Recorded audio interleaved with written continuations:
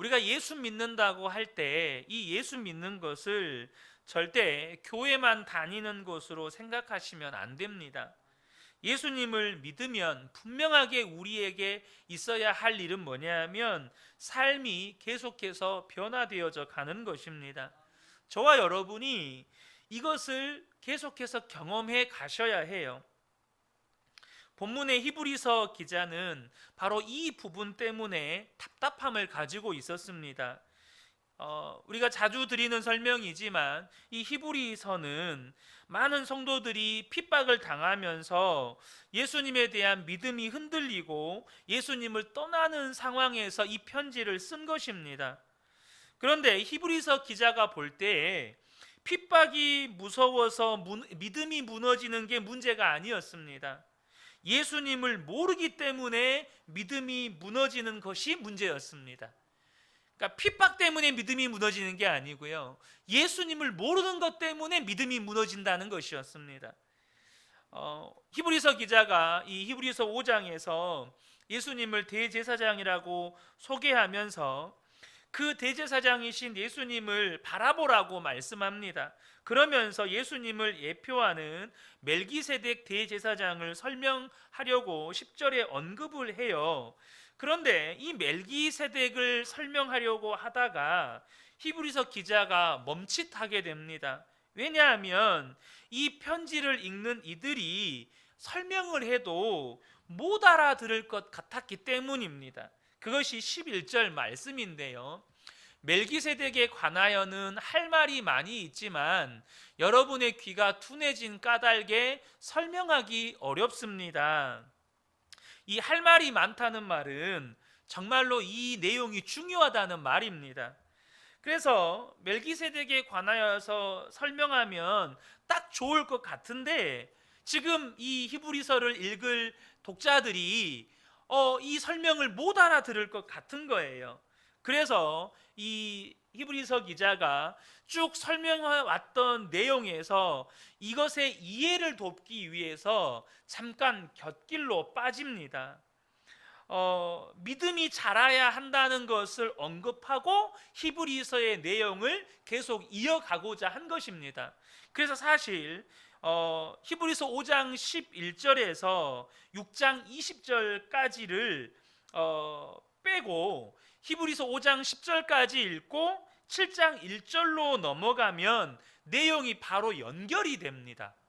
그래서 이 히브리서 5장 11절부터 6장 20절까지는 어떻게 보면 7장으로 넘어가기 위해서 필요한 부연 설명이라고 보셔도 무방합니다.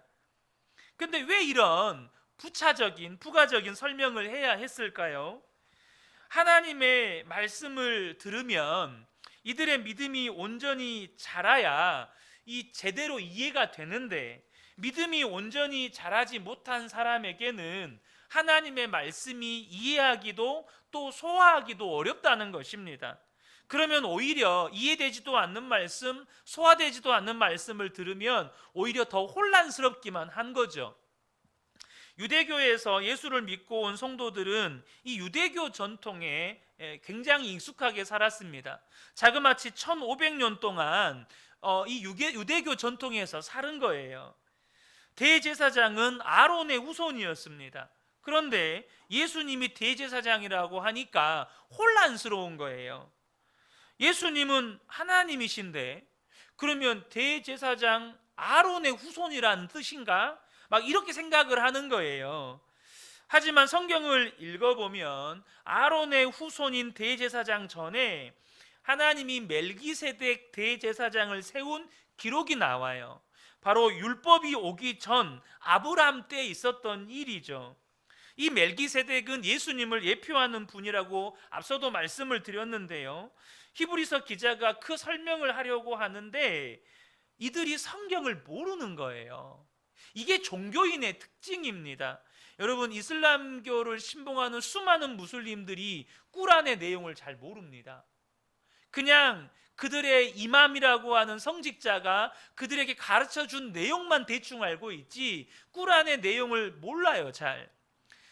이 유대교도들도 마찬가지였어요. 1500년이라는 전통 속에서 그냥 그 랍비들이 가르쳐 준 대로만 그냥 이해하고 그냥 대충 그렇게 알고 있었어요. 그냥 유대교에서 가르쳐 주는 종교 생활만 했지 하나님의 말씀 자체를 모르니까 하나님의 말씀에서 나온 진짜 복음을 전해줘도 오히려 더 이상하게 여기는 거죠. 우리가 알던 거, 우리가 믿던 것과 다른데? 이런 반응인 겁니다.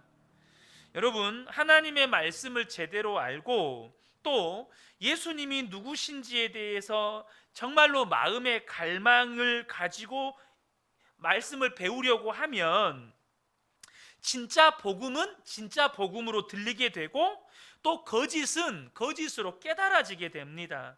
그런데 이 히브리서가 쓰여질 당시의 성도들은 전혀 믿음이 성장하지 않은 상태였습니다.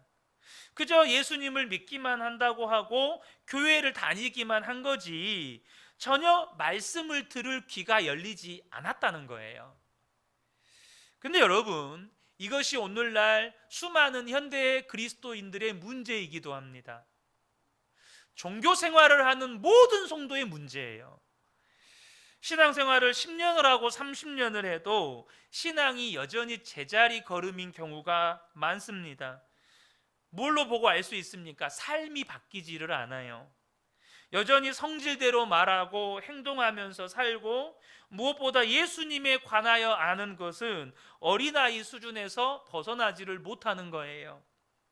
오늘 본문에서도 그 이야기를 합니다. 12절에 보면 시간으로 보면 여러분은 이미 교사가 되었어야 할 터인데 다시금 하나님의 말씀의 초보적인 원리를 남들에게서 배워야 할 처지에 놓여 있습니다 라고 말씀을 해요. 시간으로 보면 이라는 말은 지금 이들이 예수 믿은 지 한참 지났다는 말입니다. 신앙의 연수로 보면 이미 교사가 됐어야 하는데 여전히 젖만 먹는 어린아이와 같은 수준에 머물러 있다는 거예요. 이것이 한국교회 성도들이 가지고 있는 고질적인 문제 가운데 하나입니다. 예수를 믿고 신앙생활을 오래 했지만 나는 정말로 제대로 된 믿음을 가지고 있는지는 여러분 살펴보셔야 돼요. 고난이 오고 핍박이 오고 유혹이 오고 시험이 올 때 믿음이 자라지 못한 사람은 다 넘어지게 됩니다. 히브리서 기자가 어린 신앙과 장성한 신앙의 차이를 이 먹는 능력에 비유를 합니다. 실제로 어린아이와 장성한 사람은 먹는 게 다르죠. 12절부터 보면 여러분은 단단한 음식물이 아니라 젖을 필요로 하는 사람이 되었습니다. 젖을 먹고서 사는 이는 아직도 어린아이이므로 올바른 가르침에 익숙하지 못합니다. 그러나 단단한 음식물은 장성한 사람들의 것입니다 라고 말씀합니다. 여러분 한번 상상해 보세요. 우리가 주일마다 함께 점심을 먹잖아요. 우리 권사님 집사님들이 이렇게 여러 반찬을 해오시면 예배가 끝나고 이렇게 배식을 받아서 3, 3, 5 둘러 앉아서 밥을 먹잖아요. 그런데 한 4, 50대 되시는 성도님이 그 밥을 못 먹고 갑자기 가방에서 젖병을 빼더니 다른 성도들 밥 먹을 때 그 옆에 앉아서 젖병을 빤다고 한번 상상해 보세요. 여러분 상상만으로도 조금 소름 돋지 않습니까? 4, 50 먹으신 분이 그렇게 밥 먹는 옆자리에서 젖병 빨고 있다는 거 상상만 하더라도 뭔가 끔찍하죠.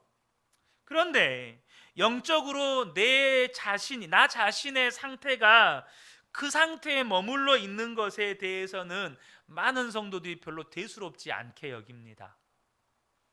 제가 어렸을 때 제가 초등학교 3학년, 4학년 이때쯤인 걸로 기억이 납니다. 그때 저희 뒷집에 사시던 이제 할머니 따님이 이렇게 이제 결혼을 해서 딸아이를 데리고 친정에 온 거예요. 그래서 저희 집에 모여서 음식도 해 먹고 이렇게 겨울이어서 이렇게 진짜 뭐 사랑방처럼 이야기도 오손도손 나누고 하는데 이제 저는 그분을 이제 이모라고 불렀으니까 그 이모님 딸이 7살이었어요. 한참 이야기라는데 7살짜리 딸아이가 엄마 젖을 더듬더듬 하는 거예요. 그러더니 7살짜리 아이한테 젖을 물리더라고요. 거기 계시던 아주머니들이 다 기겁을 했어요. 아니 이게 세상에 뭔 일이냐고, 7살짜리한테 젖을 먹이냐고. 여러분, 7살짜리한테 젖을 먹여도 사람들이 놀래요.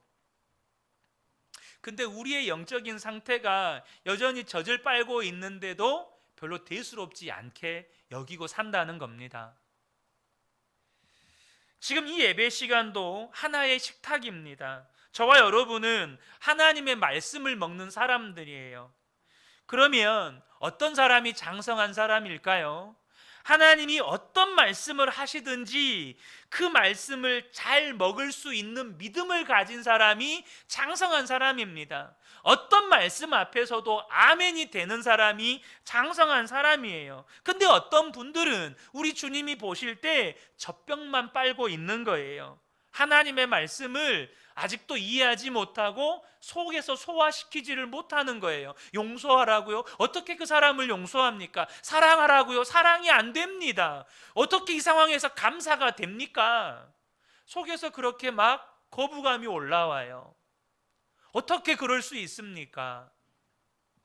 빌립보서 1장 29절을 보면 그리스도를 위하여 너희에게 은혜를 주신 것은 다만 그를 믿을 뿐 아니라 또한 그를 위하여 고난도 받게 하려 하심이라. 여러분 아멘이십니까?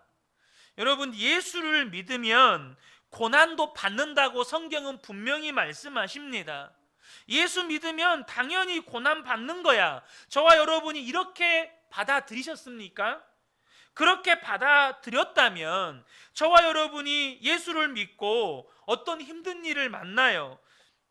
어떤 어려운 일을 만납니다. 근데 우리가 그렇게 배웠고 그렇게 그 말씀에 아멘 했으니까, 그래 내가 예수님을 제대로 믿고 있으니까 고난 당하나 보네, 이렇게 넘어가면 되는 거예요. 근데 하나님 어떻게 그러실 수 있어요? 하나님 살아계신 거 맞습니까? 하나님 날 사랑하는 거 맞습니까? 이렇게 나오는 거죠. 히브리서 기자의 답답함은 여기에 있었습니다. 예수를 믿는 것은 고난도 같이 받는 것인데, 그런데 왜 고난 받는다고 예수님 떠나냐는 거예요. 왜 예수 믿는 것 때문에 세상에서 성공하지 못하고 이런저런 어려운 일 겪는다고 다시 주님 떠나가느냐는 거죠. 믿음이 자라지 않고 젖병을 물고 있는 어린아이의 믿음이니 말씀을 전해도 말씀이 전혀 이해도 안 되고 소화도 안 되는 겁니다. 여러분, 우리가 예수 믿는다고 절대 다 똑같은 신앙이 아닙니다. 예수님께서 요한복음 15장 5절에 나는 포도나무여 너희는 가지라고 말씀하셨어요. 사도 바울은 갈라디아서 2장 20절에 이제는 내가 그리스도와 함께 십자가에 못 박혔나니 그런즉 이제는 내가 사는 것이 아니요 오직 내 안에 그리스도께서 사시는 것이다라고 말씀하였습니다. 여러분, 이 말씀이 받아들여지고 소화가 되십니까? 정말로 믿어지고 누려지는 여러분 자신의 말씀이냐 하는 겁니다.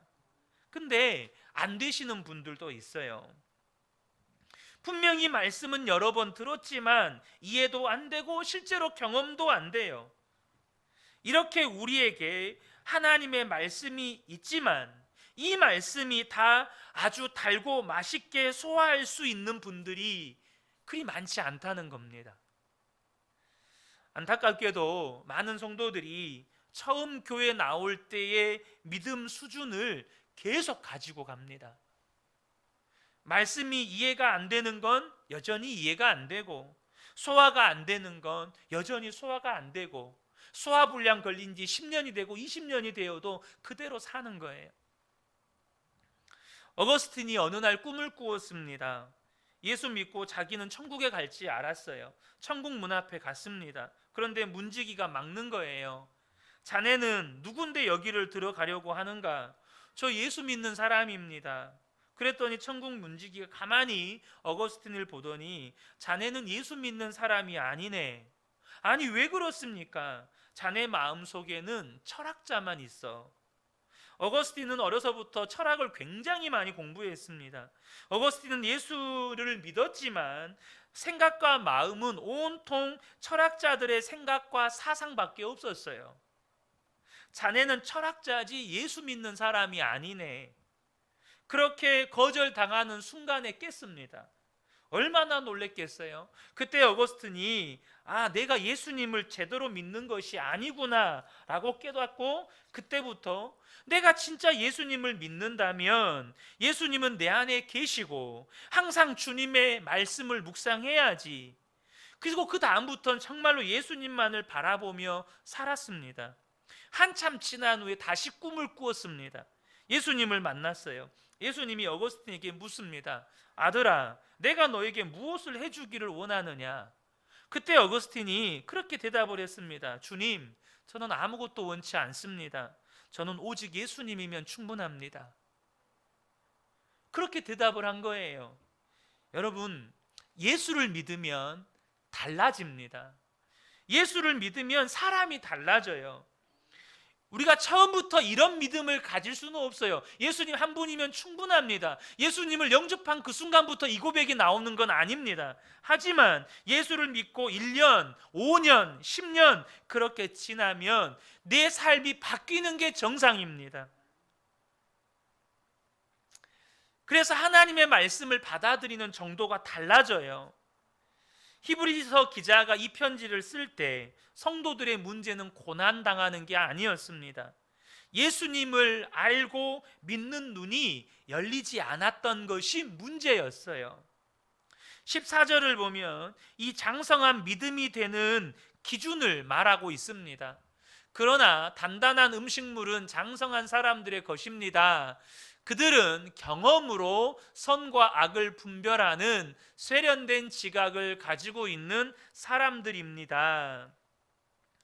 여러분, 하나님의 말씀을 많이 듣는다고 내 믿음이 자라는 게 아닙니다. 물론 말씀을 들으면 믿음이 생겨요. 예수님을 영접하고 말씀을 영접하면 믿음이 생깁니다. 그러나 그 생긴 믿음이 자라는 건 말씀을 계속 듣는다고 자라는 게 아닙니다. 그럼 어떻게 해야 믿음이 자랄까요? 하나님의 말씀대로 살아본 사람이 믿음이 자라는 겁니다. 생긴 그 말씀을 가지고 삶의 현장에 나아가서 그 말씀을 붙잡고 순종의 도전을 해갈 때 그 말씀은 능력이 되고 그 믿음은 내 삶의 믿음이 자라는 거예요. 한국교회 성도들이 믿음이 자라지 않는 이유가 뭘까요? 설교는 많이 들어요. 그런데 그것으로 끝나버리기 때문입니다. 들은 말씀대로 살아보려는 시도가 별로 없어요. 여러분, 지적인 알물 믿음으로 착각하시면 안 돼요. 아는 것은 믿음이 아닙니다. 그런데 그렇게 말씀대로 살아보려는 시도는 없는데 또 교회 안에서 신앙생활은 열심히 해요. 여러분, 이것을 우리가 어떻게 이해해야 하는 것입니까? 말씀에 순종은 없는데 교회에 오면 또 신앙생활은 열심히 해요. 여러분, 말씀은 그대로 살아봐야 말씀을 배우게 되는 것입니다. 그리고 눈이 뜨이게 되고 무엇이 옳고 그른지 분별하는 능력이 생기는 거예요. 오늘 이 장성한 믿음의 사람도 그 말씀을 살아본 그 경험 때문에 옳고 그름을 분별하는 세련된 지각을 가진 사람들이었다고 성경은 말씀하고 있는 것입니다. 사랑하는 성도 여러분, 저와 여러분이 이제는 초보적인 교리를 믿는 수준에서 벗어나셔야 돼요. 히브리서 6장 1절 하반절에서 2절까지 이렇게 말씀합니다. 죽은 행실에서 벗어나는 회개와 하나님에 대한 믿음과 세례에 관한 가르침과 안수와 죽은 사람의 부활과 영원한 심판과 관련해서 또다시 기초를 놓는 일이 없어야 하겠습니다. 히브리서 기자가 정말 간절히 부탁하고 있어요. 분명히 이것은 중요한 내용이지만 기초라는 거예요.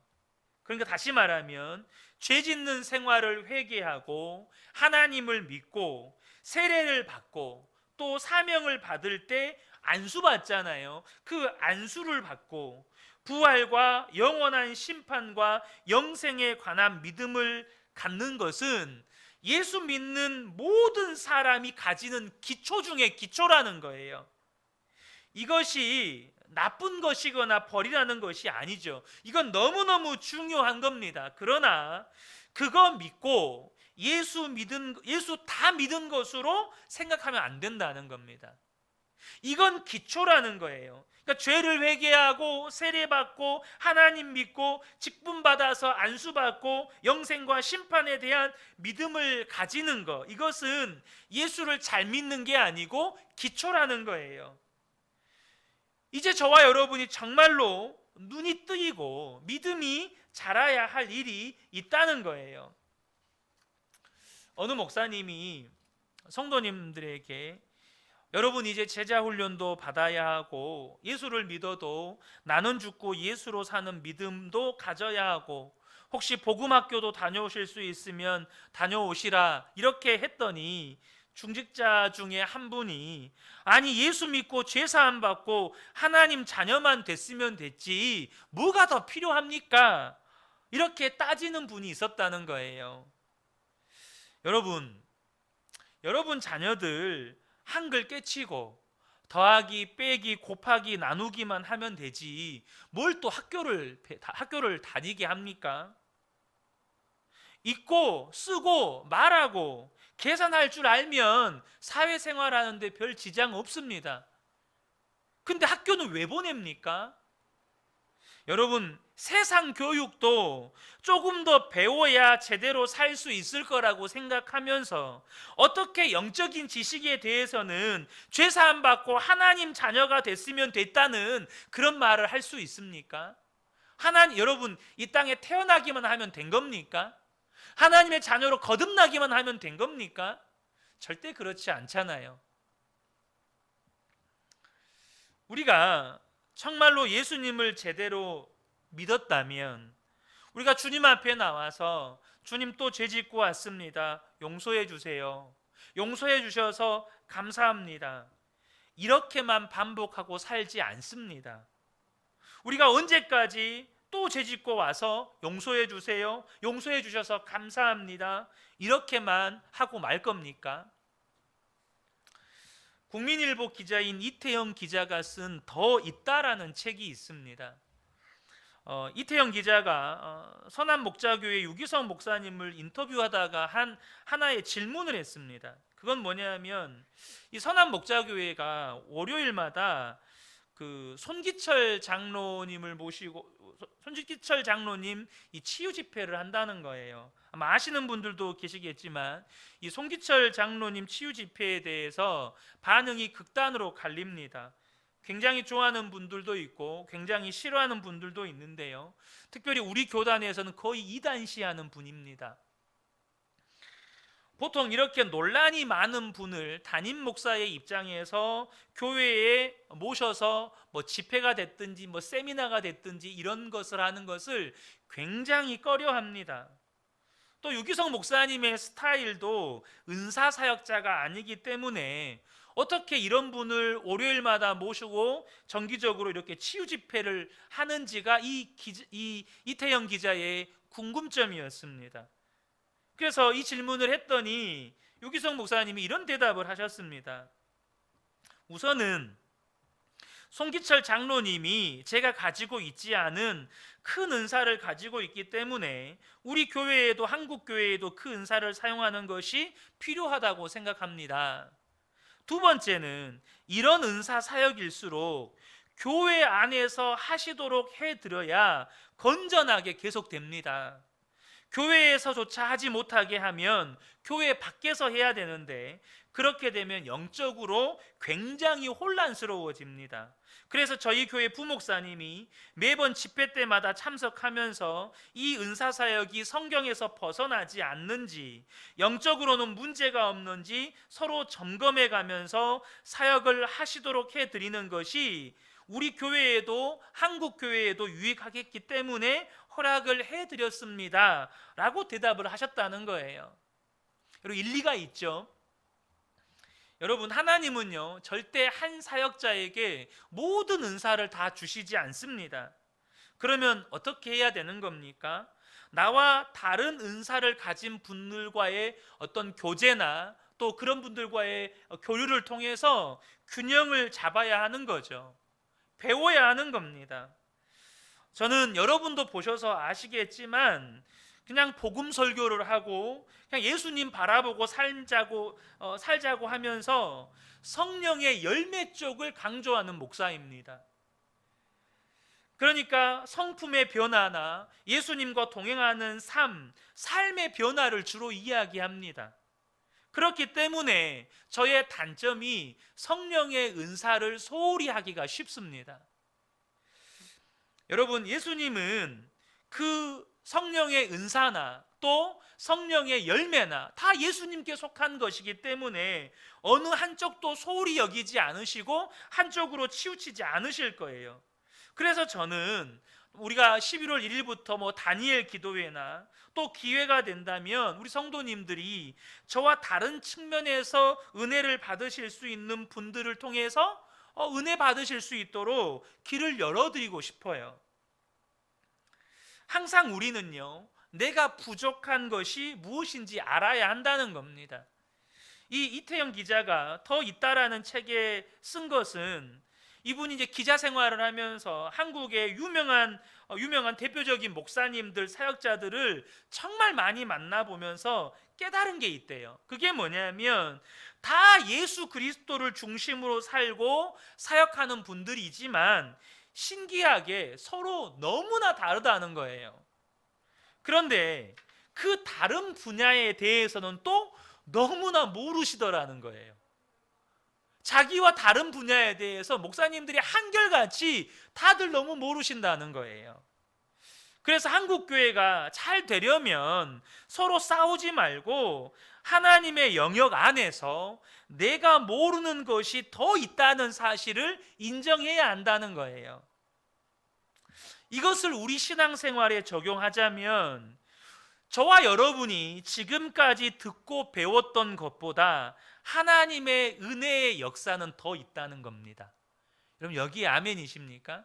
저와 여러분이 30년을 신앙생활을 했던 50년을 신앙생활을 했던 저와 여러분이 지금까지 경험했던 것 그 이상의 은혜의 영역이 더 있다는 거예요.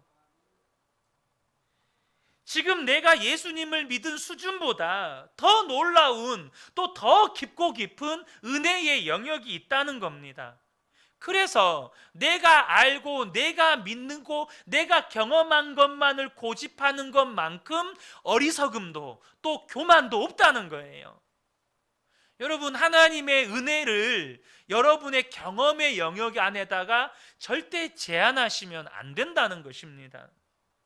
히브리서 6장 1절에 히브리서 기자가 말합니다. 그러므로 우리는 그리스도의 초보적 교리를 제쳐놓고서 성숙한 경지로 나아갑시다.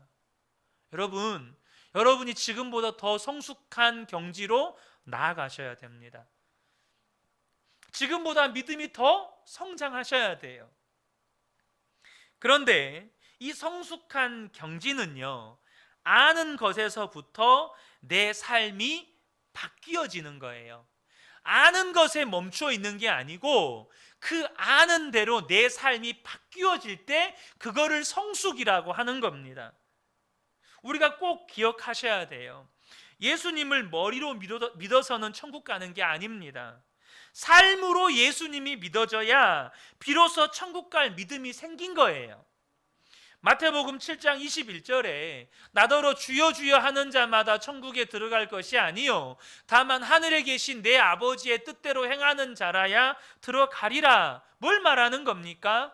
머리로만 알고 주여 주여 아무리 외쳐도 천국 못 간다는 거예요. 하지만 삶으로 믿는 사람들, 삶으로 그 말씀을 믿고 순종으로 행하는 자가 진짜 믿는 자고 천국에 들어갈 자라는 거예요. 그러니까 예수 믿는 사람은 원수도 용서하는 사람, 죄 짓지 못하는 사람, 거짓말도 못하는 사람, 항상 기뻐하는 사람, 범사에 감사하는 사람으로 다른 사람의 눈에도 보여져야 한다는 거예요. 그 사람이 진짜 예수 믿는 사람이라는 겁니다. 여러분의 아내나 남편, 또 여러분의 부모나 자녀들이 여러분을 그런 사람으로 보고 있습니까? 직장 동료들, 심지어 여러분을 미워하고 싫어하는 사람들의 눈에 저 사람은 순에 빠져서 죄도 못 지어, 거짓말도 못해, 원수도 이해하고 넘어가던 참 바보 같은 사람이야, 저 사람은 어디가 한 군데 나사가 풀려가지고 항상 기뻐하는 사람이야, 뭐가 좋아서 저렇게 감사하냐? 여러분, 이렇게 보이고 있느냐는 거예요. 이것이 성숙한 경지로 나아가는 거예요. 세상 사람들은 어리석다고 말하고, 세상 사람들은 정말 순에 빠졌다고, 나사가 한 군데 풀렸다고 그렇게 조롱합니다. 하지만 그게 성숙한 믿음이라는 거예요. 많은 성도들이 이렇게 말합니다. 안 되는 걸 어떻게 합니까? 그게 말이나 됩니까? 여러분, 안 되는 이유가 뭘까요? 내 힘으로 하려고 하기 때문입니다. 성숙한 믿음으로 살려고 하는 것을 내 힘으로 하려고 하기 때문이에요. 여러분, 그거는 예수님이 해주시는 겁니다. 우리가 할 일은 예수님을 진짜 내 마음의 주님으로, 왕으로 모셔드리고 그 예수님을 계속해서 바라보는 겁니다. 그 다음은 예수님이 하시는 거예요. 히브리서 6장 3절에 히브리서 기자가 이렇게 이야기합니다. 하나님께서 허락하시면 우리는 그렇게 할 수 있을 것입니다. 여러분, 아멘이십니까? 하나님께서 우리를 믿음이 성숙한 경지로 나아갈 수 있도록 허락하시면 우리는 그렇게 할 수 있다는 거예요. 그렇게 해주시는 분은 하나님이시라는 겁니다. 내가 하는 게 아니에요. 내가 힘쓰고 애써서 성숙한 믿음으로 살 수 있는 게 아닙니다. 어느 목사님이 과거의 저의 모습처럼 음란의 죄를 끊지 못하고 사셨습니다. 그 어려운 고백을 다른 목사님에게 하셨어요. 목사님, 제가 이 음란의 유혹에서 벗어나지를 못하고 있습니다. 이 음란한 영상을 끊지를 못하고 있습니다. 이제는 회개를 해도 눈물도 안 납니다. 여러분, 얼마나 어려운 고백입니까? 다른 목사님 앞에 정직하게 이 고백을 하는 거예요. 그래서 이 고백을 들은 목사님께서 그 목사님의 손을 붙잡고, 목사님, 이 죄를 목사님이 이기려고 하면 평생 못합니다. 예수님 믿으셔야 합니다. 예수님이 해주시는 겁니다. 그랬더니 목사님이 하시는 말씀이 그게 안 돼요 였습니다. 그게 안 된다는, 저는 이 심정이 뭔지를 알 것 같습니다. 안 되는 거예요. 여러분, 저 또한 죄를 끊어보려고 얼마나 몸부림쳤겠어요. 그래도 예수 믿는 사람인데, 이게 죄인 줄 아는데 얼마나 몸부림쳐봤겠어요. 그게 그 세월이 20년이 넘습니다. 예수님을 믿는 것이 안 된다는 거예요. 그래서 다시 해주신 이야기가, 목사님, 지금 목사님이 예수님 안에 거하셔야 합니다. 그래야 예수님께서 목사님 안에 들어오시고 목사님을 도와주실 수 있습니다. 그랬더니 목사님이 입술을 부들부들 떨면서 하시는 이야기가, 자신이 없습니다. 그렇게 해보려고 애를 써도 안 됩니다. 예수님 안에 거하려고 애를 써도 안 된다는 거예요. 여러분, 죄를 짓고 마음이 무너진 사람이 예수님을 믿고 회복해 보려고, 예수님 안에 거해 보려고 하면 느낌도 안 오고 믿어지지 않을 때가 있어요. 정말로 영적으로 심각한 상태에 빠진 거죠. 근데 여러분, 꼭 기억하셔야 합니다. 우리가 예수님 안에 거하는 것은 느낌이나 자신감의 문제가 아닙니다. 여러분, 저희 하은이가 여기 있는데요, 저희 하은이가 우리 두 부부의 딸인 것을 느낌으로 압니까? 절대 그거 아닙니다. 느낌으로 아는 게 아니에요. 자신감으로 아는 것도 아닙니다.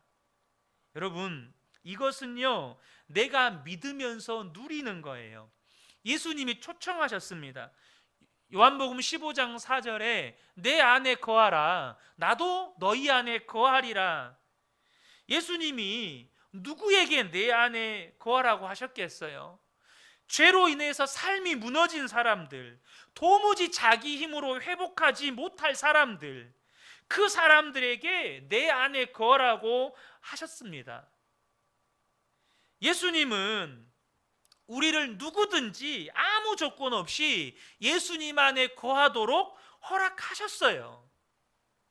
그 다음에 주님이 우리 안에 거하시겠다고 하셨습니다. 내 안에 거하라는 거예요. 내 안에, 예수님 안에 거한다는 게 뭐죠? 그 목사님이 이 목사님 손을 붙잡고 그 목사님에게 따라하라고 했어요. 주님, 제가 이제 주님 안에 거합니다. 그럼 딴 거 아니에요. 예수님이 내 안에 거하라고 했으니까 그 말씀 그대로를 받아들이고 주님, 내가 이제 주님 안에 거합니다, 그 고백하라는 거였어요. 근데 목사님이 한동안 못 하시는 거예요. 진짜 자신이 없는 겁니다. 예수님 안에 거한다면서, 심지어 목사라고 하면서 어떻게 이렇게 사나, 이런 생각 때문에 괴로운 겁니다. 그래서 목사님이, 목사님 그냥 따라하세요, 그냥 따라만 하세요, 따라만. 그것도 못 하시나요? 그렇게 그 고백도 못 하십니까? 그랬더니 목사님이 따라 하시는 거예요. 주님, 저는 지금 주님 안에 있습니다. 그리고는 통곡을 하면서 우시는 거예요. 마음이 무너져서 회개를 해도 눈물도 안 난다고 하시던 분이 주님이 내 안에 거하라고 말씀하신 그 초청을 붙잡고, 주님, 제가 이제 주님 안에 거합니다, 이 고백 따라했더니 거기서부터 주님이 마음을 만지시는 거예요. 여러분, 주님이 우리에게 뭘 요구하십니까? 내 안에 거할 수 있다고 허락해 주셨으니까 그거 믿고 받아들이라는 거예요. 여러분에게 힘쓰고 예스라는 게 아니고, 주님이 내 안에 거할 수 있다고 하셨으니까, 주님, 내가 주님 안에 거합니다, 내가 주님 안에 있습니다, 이거 고백하라는 거예요. 주님, 제가 하나님께로부터 나서 예수 그리스도 안에 있습니다. 여러분, 이것은 모든 성도들에게 주님이 허락하신 놀라운 축복입니다. 예수님이 느껴지기를 기다리시면 안 돼요. 여러분, 느낌으로 예수님 믿으시면 안 됩니다. 자신감으로 하는 것도 아니에요. 기분으로 하는 것도 아닙니다. 그저 예수님 그 말씀 그대로를 받아들이는 거예요. 너는 내 아들이다, 아멘. 네 모든 죄가 사해졌다, 아멘. 너는 십자가에서 나와 함께 죽었다, 아멘. 이제 네 안에는 오직 나만 있다, 오직 내 안에 그렇습니다 주님, 오직 내 안에는 예수님만 있습니다. 그거 그대로 인정하고 고백하라는 거예요. 그러면 주님이 우리를 바꾸어 가시는 겁니다. 내가 인정했으니, 내가 그 말씀 그대로를 받아들였고 아멘으로 영접했으니 이제는 주님이 하시는 거예요. 주님이 우리의 눈을 열어주시고 우리를 바꾸어 가시는 겁니다. 사도 바울이 고백해요. 고린도전서 13장 11절에 내가 어렸을 때는 말하는 것이 어린아이와 같고 깨닫는 것이 어린아이와 같고 생각하는 것이 어린아이와 같다가 장성한 사람이 되어서는 어린아이의 일을 버렸노라. 사도 바울도 말하고 생각하고 깨닫는 게 어린아이 같았을 때가 있었다는 거예요. 하지만 주님께서 그를 장성한 사람으로, 장성한 그리스도인으로 성장시켜 주셨고 장성한 다음에는 어린아이의 일을 다 버렸다는 거예요. 여러분, 버려지는 겁니다. 왜요? 주님이 하시니까. 주님이 하시니까 버려지는 겁니다. 여러분, 힘쓰고 애쓰지 마세요. 내가 성숙한 믿음으로 살려고 애쓰지 마세요. 단지 주님이 하신 그 말씀을 그대로 받아들이세요. 주님이 내 안에 거하라고 하셨으니까 주님, 제가 주님 안에 있습니다. 주님은 또 제 안에 계십니다. 제가 그 주님 바라봅니다. 제가 그 주님만 의지합니다. 나는 죽었습니다. 오직 내 안에는 예수님만 사십니다. 고백하고 또 고백하시라는 거예요. 여러분, 예수님 안에서 우리의 믿음이 달라지는 겁니다. 주님을 향해서 마음을 여세요. 회개하고 용서받고 회개하고 용서받는 삶 더 이상 반복해서 살려고 하지 마세요. 하나님께서 반드시 저와 여러분을 믿음의 장성한 자가 되어서 하나님의 말씀이 다 깨달아지고 이해가 되고 누려지도록 역사하십니다. 우리가 할 일은 주님 바라보는 것밖에 없습니다. 이 밤에 함께 예배한 우리 모든 성도님들에게 이 크신 은혜가 충만하게 임하시기를 예수님의 이름으로 축복합니다. 아멘.